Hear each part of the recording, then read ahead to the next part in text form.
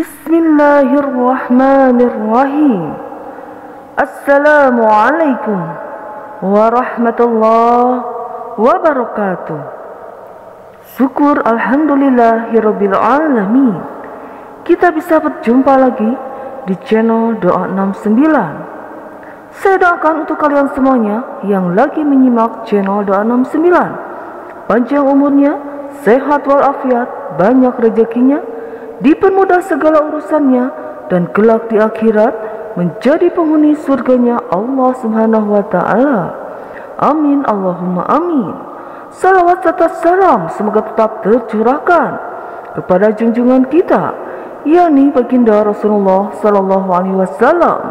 Allahumma sholli ala sayyidina Muhammad wa ala ali sayyidina Muhammad. Sahabat Doa 69, hancurnya bangsa Yahudi merupakan salah satu dari tanda-tanda datangnya hari kiamat. Dimulai dengan sebuah perang besar yang melibatkan banyak bangsa di dunia. Sebelum terjadi perang ini, ada beberapa peristiwa lain yang menyebabkan terjadinya perang ini. Menurut kronologi hadis akhir zaman hasil dari penelitian ilmuwan muslim, pertempuran dahsyat ini dikenal dengan nama Armageddon. Lokasi utama dari perang ini adalah di lembah Megiddo atau Magedon, Palestina. Mungkin ada beberapa orang yang menganggap bahwa perang Armageddon hanyalah sebuah film fiksi buatan Hollywood. Kenyataannya, Hollywood yang didukung Yahudi memang mau menyembunyikan fakta tentang Armageddon ini. Mulai propaganda sebuah film, padahal di kalangan para ahli kitab, mereka telah mempelajari tentang perang ini dan senantiasa siap untuk menghadapinya. Disebutkan dalam kitab Zakaria bahwa sebagian besar bangsa Yahudi akan mati dalam perang Armageddon dan 2/3 dari mereka akan musnah. Sementara dalam kitab Zakiel disebutkan akan berlangsung 7 bulan, sehingga rumah Israel berhasil mengubur mereka sebelum membersihkan bui. Sebutan Armageddon sebenarnya tidak ada dalam suatu hadis, hanya saja disebut dalam penelitian Kristen dan ahli kitab. Menurut bahasa Ibrani, Ar berarti gunung atau bukit, dan Megiddo adalah nama sebuah lembah di Palestina, sebuah tempat yang cukup strategis dari segi peperangan. Perang ini juga dikatakan sebagai perang terakhir dengan menggunakan seluruh kekuatan, berbagi peralatan senjata modern yang canggih. Mungkin perang itu adalah Perang Dunia Ketiga yang disebut-sebut sebagai perang nuklir. Banyak yang mengatakan bahwa dalam Perang Dunia Ketiga nanti nuklir akan banyak digunakan. Ada diceritakan juga dalam kitab Bahrul Majid. Perang Dunia Ketiga yang diprediksi akan terjadi dalam waktu yang sangat singkat, tetapi kemusnahannya amat dahsyat sehingga dikatakan dunia setelah itu akan kembali menjadi seperti abad pertengahan, di mana tentara hanya menunggang kuda dan bersenjatakan pedang seperti perang zaman dahulu. Jika perang dunia ketiga adalah berjuang dengan senjata nuklir, yang keempat akan berjuang dengan busur dan anak panah. Kata Liz Lord Bobton, saya tidak tahu dengan apa senjata perang dunia ketiga akan digunakan, tetapi perang dunia keempat akan bertempur dengan kayu dan batu. Pendapat dari Albert Einstein. Maka apakah pernyataan Einstein dan Newton hanya kebetulan? Konon ini disebabkan semua teknologi tidak bisa digunakan lagi pada masa itu karena EMP atau electromagnetic flows dari senjata nuklir itu. Jadi kekuatan tentara ketika perang dunia keempat nanti adalah seimbang dan tidak berat sebelah, karena semuanya menggunakan peralatan yang sama. Bahkan ada sebagian hadis yang menekankan akhir zaman nanti akan terjadi perang menggunakan pedang, dan Dajjal akan disembelih dengan pedang, serta ada pula pendapat lain yang mengatakan Dajjal nanti akan mati ditusuk semacam tombak. Salah satu hadis Nabi Muhammad SAW juga menyebut Yahudi Zionis kemudian akan bersembunyi di balik-balik batu dan kayu dan hanya aman di belakang pohon Yahudi, yaitu pohon Garkat yang saat ini telah banyak ditanam di wilayah Palestina. Pohon ini berduri keras dan durinya beracun, tingginya bisa mencapai 1-2 meter.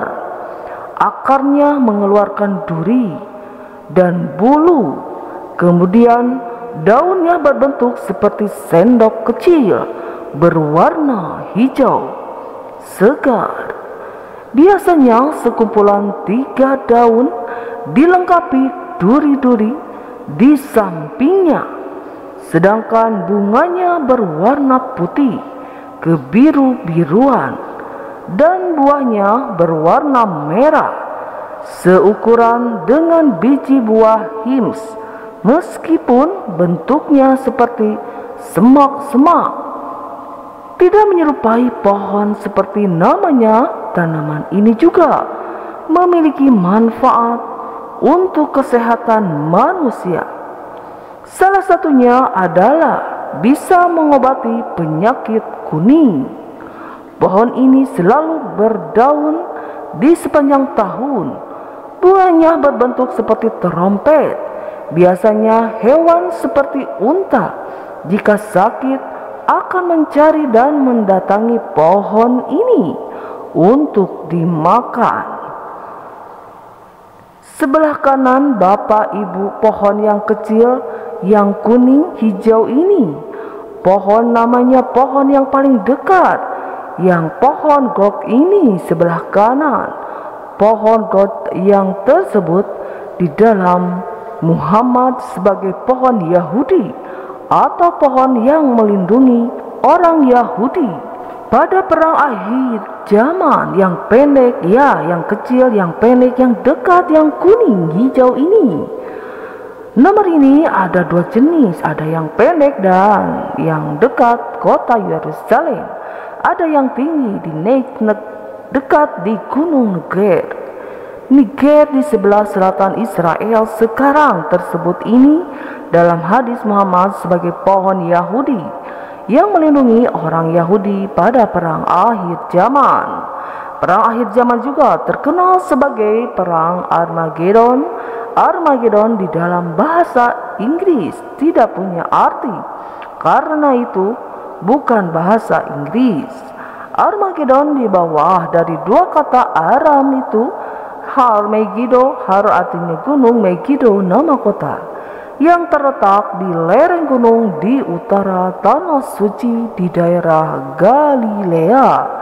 Jadi dikatakan akan terjadi perang dunia terakhir antara tentara Muslim dan tentara Yahudi. Kenapa tidak ada tentara Nasrani? Karena itu setelah Isa alaihissalam turun, setelah mereka tahu bahwa tidak ada agama Nasrani, jadi orang Nasrani masuk ke agama Islam atau keyakinan Yahudi. Berperan tentara Yahudi dikalahkan, disembunyikan di belakang pohon, di belakang batu pohon atau batu. Akan kasih tahu tentara bahwa ada tentara yang disembunyikan di belakangnya, kecuali pohon Gargad. Dan itu tersebut di dalam hadis Nabi Muhammad SAW sebagai pohon Yahudi pada musim tertentu. Pohon ini dipenuhi oleh burung-burung pemangsa kecil seperti surat, menggunakannya untuk menyimpan mangsa di duri-durinya. Pohon ini juga memiliki masa hidup yang cukup lama. Buahnya bisa dimakan manusia, tapi rasanya agak asam, mirip tomat. Dan inilah pohon Yahudi yang sekarang ini bangsa Yahudi beramai-ramai menanam pohon ini karena orang Yahudi telah mempelajari hadis-hadis Islam yang mengatakan pohon ini adalah satu-satunya pohon yang akan melindungi mereka di hari akhir nanti. Imam An-Nawawi pernah berkata, Gorkot adalah sejenis pohon berduri yang dikenal di negeri Baitul Maqdis. Di sanalah Dajjal dan Yahudi akan dibunuh, yaitu oleh Nabi Isa dan kaum muslimin. Jika kita memasukkan kata kunci Gorkot di Google, maka gambar yang akan muncul kebanyakan adalah pohon Ausaz. Ausaz ini termasuk dalam famili terung-terungan. Penampakannya memang sangat mirip dengan Gorkot.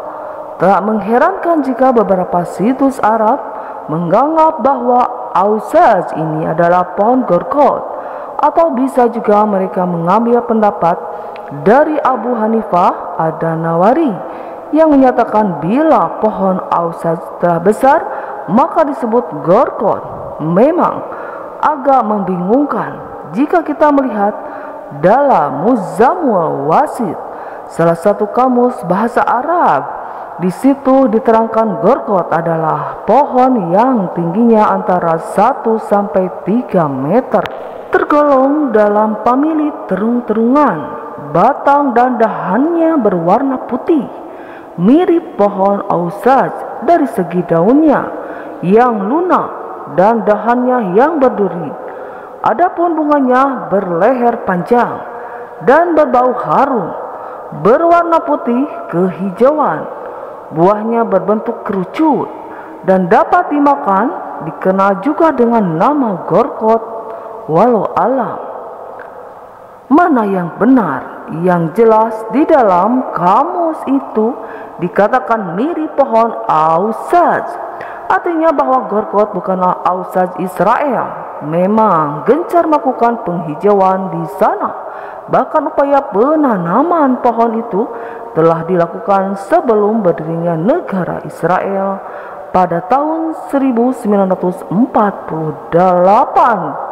Swiss National Fund atau GNV merupakan salah satu organisasi yang gencar melakukan penanaman itu. GNV atau Karen Kate Leisure Hall didirikan pada Kongres Zionis kelima di Basel tahun 1901. Sejak didirikan, ZNV atau KKL gencar membeli tanah saat wilayah Palestina masih berada di bawah Khalifah Turki Utsmani. pada tahun 1935 lalu. Misalnya, JNP mengklaim menanam 1,7 juta pohon di kawasan seluas 7 km di tanah Palestina. Kini, apa yang disampaikan Nabi Muhammad SAW pada 14 abad silam telah menjadi nyata. Muslim telah berperang dengan Yahudi zaman sedang menunggu terwujudnya pertanda lain, yaitu ketika batu dan pohon berbicara dan mengatakan, "Wahai Muslim, wahai hamba Allah, di belakangku ada orang Yahudi, kemari dan bunuhlah dia." Serta diamnya pohon gorkot. Lantas sudah beberapa banyak pohon gorkot ditanam di Israel. Sampai saat ini tidak ada data yang pasti. Bahkan data-data tentang pohon ini terkesan menghilang dari situs-situs di Israel, termasuk situs milik GNP. Situs organisasi ini mengklaim hanya menanam zaitun, pinus, dan akasia hingga 2007. Organisasi ini menggalang dana untuk menanam pohon dengan harga $18 per pohon ini.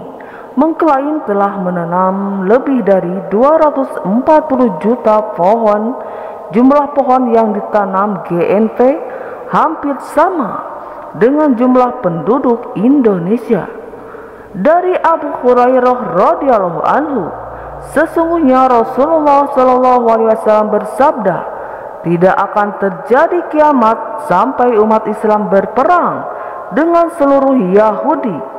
Umat Islam akan membunuh mereka sehingga saat mereka bersembunyi di balik batu dan pohon, tiba-tiba pohon dan batu-batu itu bersuara, menjerit, memanggil umat Islam agar datanglah kamu ke sini dan bunuhlah orang-orang Yahudi itu, kecuali pohon gorkot, karena ia adalah pohon Yahudi.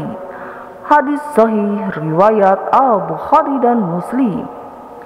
Hadis di atas dari segi kekuatan sanadnya termasuk hadis sahih dan termasuk dari tanda-tanda kenabian Rasulullah SAW yang berkaitan dengan mukjizat berkenaan peristiwa yang akan terjadi di masa yang akan datang. Namun, ada perkara yang kurang kita sadari selama ini, yaitu bahwa hadis baru terasa relevan di zaman sekarang ini saja. Sepanjang 14 abad lamanya, setiap orang yang membaca hadis ini di zamannya akan sedikit berkerut kening. Mengapa? Sebab di masa mereka hidup, sejarah Yahudi tidak seperti sekarang. Mereka belum menjadi sebuah negara superpower. Keangkuhan Yahudi dengan negara Israelnya belum pernah berlaku sepanjang 14 abad lalu. Keberadaannya baru muncul di abad 20-an ini atau abad 14 Hijriah. Orang Yahudi sepanjang sejarah Islam selalu berada di bawah perlindungan negeri-negeri Islam. Komunitas Yahudi ini selalu dimusuhi oleh semua bangsa dan negara. Di sepanjang sejarah orang Yahudi pernah disiksa oleh Nazi Jerman di zaman Hitler. Hampir tidak ada tempat untuk Yahudi kecuali di dalam negeri Islam. Mereka hidup aman, tinggal di wilayah kekhalifahan Islam karena undang-undang Islam melarang memerangi ahlul zimah atau kafir zimmi. Salah satu penguasa yang anti-Yahudi adalah Spanyol Kristen. Ketika Spanyol dikuasai rezim Katolik, bukan hanya umat Islam yang diusir, tetapi juga kalangan Yahudi. Tidak ada satupun tanah di dunia ini yang mau ke bangsa ini, kecuali penguasa Muslim Turki Utsmaniyah. Maka selama 14 abad lalu, hadis ini cukup mengherankan umat Islam. Bagaimana mungkin umat Islam yang selama ini melindungi bangsa Yahudi serta mengharamkan darah mereka lantaran mereka termasuk ahlul zimah, tiba-tiba akan memerangi Yahudi sampai mati. Bahkan batu dan pohon akan memerintahkan umat Islam untuk membunuh mereka. Juga teka-teki hadis ini baru terjawab pada tahun 1948 ketika masyarakat Yahudi dunia melakukan pencerobohan dan menjajah sebuah negara Islam merdeka Palestina pada tahun 1967. Semakin jelas lagi hadis ini karena ternyata komunitas Yahudi yang selama 14 abad hidup di bawah perlindungan, asuhan, dan kerahiman umat Islam tiba-tiba berbuah menjadi serigala liar yang mengakibatkan perang Arab Israel. Barulah di masa sekarang ini hadis ini menjadi lebih berarti setelah terbit misteri ternyata Yahudi yang selama ini hidup di bawah asuhan dan kasih sayang umat Islam tiba-tiba menjadi makhluk buas, pembunuh nyawa, dan menarik untuk diperhatikan bahwa Yahudi sudah mempersiapkan apa yang mereka dapat di masa sekarang ini. Sejak sekian lama, bahkan ada yang mengatakan sejak beribu-ribu tahun yang lalu, konon terbentuknya negara superpower penjajah berat atas dunia timur, naiknya pegawai masing-masing di negara kuasa besar, semua lepas dari skenario mereka. Di masa lalu dan Amerika di masa sekarang tidak lain hanyalah alat yang dipersiapkan untuk mewujudkan cita-cita pembentukan negara Israel. Karena itu mustahil meminta Amerika untuk menekan Israel agar menghentikan serangan mereka ke negeri Islam. Adanya hak veto di PBB semakin membuktikan bahwa PBB pun termasuk bagian dari alat yang diciptakan oleh mereka. Selain misteri hadis ini di abad 14 Hijriah, hadis ini sangat tegas menyebutkan kepastian kehancuran bangsa mengingkar Allah Subhanahu wa taala dan nabi ini. Bahkan pohon dan batu pun akan ikut membantu umat Islam dalam menuntaskan mereka. Karena itu hadis ini juga menjadi penghibur derita dan pelipur lara buat umat Islam yang sempat merasakan kebengisan Yahudi secara lebih nyata bahwasanya Israel yang bukan manusia itu pasti akan dikalahkan ini. Ada sebuah kepastian karena yang berkata bukan sembarang orang. Yang berkata adalah seorang orang yang paling dekat dengan Allah Subhanahu wa taala, yaitu Nabi Muhammad SAW. Yang menariknya juga di dalam hadis ini Rasulullah SAW juga menyebutkan nama sebuah pohon, yaitu Gorkot. Pohon ini milik Yahudi, sehingga kalau ada Yahudi sembunyi di baliknya dari kejaran umat Islam, pohon ini tidak akan berbicara sebaliknya. Pohon ini akan melindungi Yahudi karena pohon ini milik mereka. Dan mengapa pohon Gorkot ini melindungi Yahudi? Diam-diam Yahudi pun tahu dan percaya bahwa Gorkot merupakan salah satu pelindung mereka. Begitulah salah satu sifat mereka, iman pada sebagian kitab Allah Subhanahu wa taala, namun ingkar di sebagian yang lain. Memang tidak diketahui secara pasti kapan kaum Zionis Israel mulai merebonisasi tanah Palestina dengan Gorkot. Jika kita kebetulan mampir di situs Jewish National Fund di bagian GNP Store, disebutkan bahwa tanah Palestina telah ditanami sebanyak 220 juta batang pohon Gorkot. Tak cukup itu saja, mereka juga mengiklankan dalam situs tersebut bahwa siapa saja boleh membeli pohon gorgot ini secara online, lalu disumbangkan ke Israel untuk ditanam di tanah Palestina. Mau tahu harganya? Sebatang pohon dihargai sebesar 18 US dollar, dan yang membeli 3 batang cukup membayar 36 US dollar plus gratis. Saat batang calon pembeli juga bisa memilih cara pengepakan, bisa pakai plastik atau peti kayu. Sedangkan waktu pengirimannya, pembeli bisa memilih antara super cepat, dan reguler. Tersedia juga sebuah nomor hubungan internasional untuk keterangan lebih lanjut. Oh iya, hanya mata uang dolar Amerika yang diterima sebagai alat pembayarannya. Jika Yahudi saja tidak main-main dan secara serius menanggapi hadis tersebut, bukanlah kita yang mengaku muslim selayaknya lebih mengimani tanpa harus membenturkannya dengan keterbatasan akal manusia. Semua benda itu diciptakan Allah Subhanahu wa Ta'ala. Seharusnya semuanya tunduk dan patuh kepada kehendaknya. Bukan hanya pohon, bahkan tanah, langit, bumi, dan semua kandungannya tunduk kepada Allah Subhanahu wa Ta'ala, baik secara terpaksa maupun secara sukarela. Sebenarnya jin kafir atau iblis sekalipun juga makhluk ciptaan Allah Subhanahu wa Ta'ala. Kalau Allah Subhanahu wa Ta'ala kehendaki, bisa saja iblis tidak kafir.